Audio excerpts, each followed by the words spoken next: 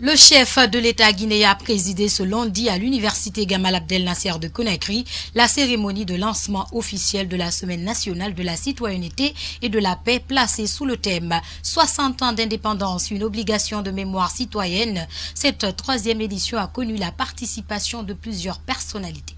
Du 1er au 7 novembre de chaque année, notre pays célèbre la Semaine nationale de la citoyenneté. Comme les deux précédentes, celle de 2018 a pour objectif de, premièrement, contribuer à la consolidation de la démocratie, de l'état de droit et de la culture de la paix. Deuxièmement, promouvoir une citoyenneté responsable pour forger la culture du civisme et de la tolérance chez nos compatriotes et renforcer notre idéal national.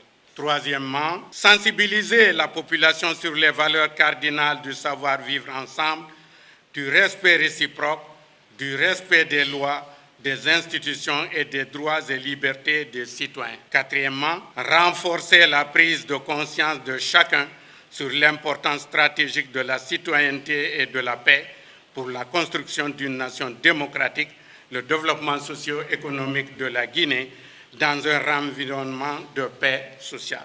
Dans son allocution, le ministre de l'Unité nationale et de la citoyenneté a rappelé l'objectif de cette journée avant de dérouler les programmes qui seront exécutés durant ces 7 jours. Les programmes qui sont inscrits pour cette semaine concernent des journées de conférences citoyennes, des journées d'immersion, des journées de synergie de table ronde et des radios, une journée essentiellement consacrée à la salubrité publique.